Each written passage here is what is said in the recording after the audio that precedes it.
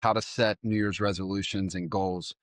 And we can think about dry January if it's on the alcohol side, or going to the gym and getting our body into shape. And so when we are, so why does dry January and the gym membership at the top of the year, why don't they work? That's one question that I think so many people, myself included, are familiar with. It's like, well, I have this goal, getting into shape, yet come like mid-February, we're not going to the gym because life gets busy. And so that's because when we frame it as I'm going to try to get into shape, compared to like I am somebody who goes to the gym. And so it begs the question, like, when we put self-imposed rules and laws on ourselves, do they work? And they don't work. Not only does the data prove it, but it's the way our brains think. So if you have dry January and you're like, I'm going to go 30 days, no alcohol, it's going to be a reset. First of all, if you need to go dry January, you've identified a problem that you have.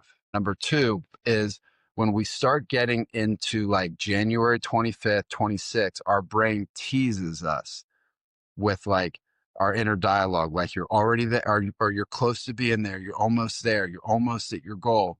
And then come the goal, it's anticipatory. Dopamine, our emotions, they are anticipatory. And so your brain is anticipating almost being done with the dry January goal. But come February 1st, your brain goes, well, you done it. So have at it. And so how do we change? It's the lifestyle. So there's like three processes for it. Number one is paying attention to our thoughts and analyzing our thoughts with a mindset to understand the thought. Try not to judge it and manipulate it and bend it and twist it into something that we want it to be. So we see it for what it is, and we listen to our thoughts for what they are, and we analyze them, and then doing something physical. So our physiology starts to change. And it might be starting with 5 push-ups, 15 body squats every hour during your workday, something physical, something that takes us outside of our comfort zone and puts us on the edge. So we learn when we're on the edge. That's growth. We grow when we're on the edge. So we know something about an experience, a topic, we know quite a bit about it, but we don't know it all. And so when we step outside of that arena of what it is that we already know, that's chaos. That's on the edge. And we know that frustration. That's your body's way of saying you're in the right place at the right time. So we need to pay attention.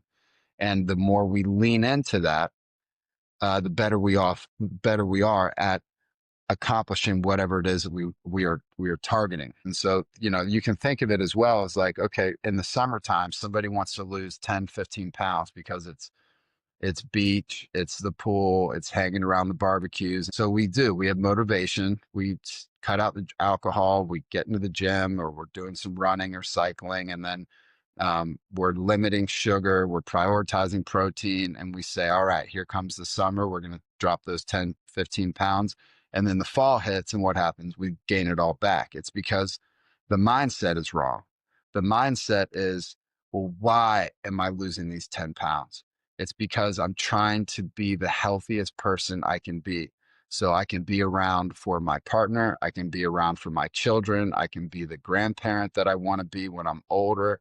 So when we forward look and future author, that's the real reason you're losing the 10 pounds or the 15 pounds. And then it's part of your lifestyle.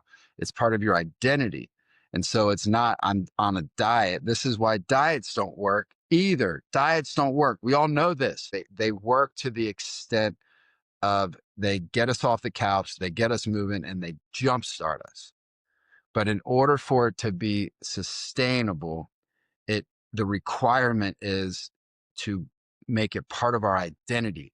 I am a person who lives a healthy lifestyle. So it's baking it in as a lifestyle, guys. It's not a hobby. It's a lifestyle. We say we don't have time for it. That's bullshit.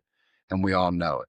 We all have 20 minutes, 15 minutes, 10 minutes to understand why it is that I'm doing what it is that I'm doing. So sitting in just 10 minutes of boredom and allowing the brain's default mode network to activate. This is where creativity lives.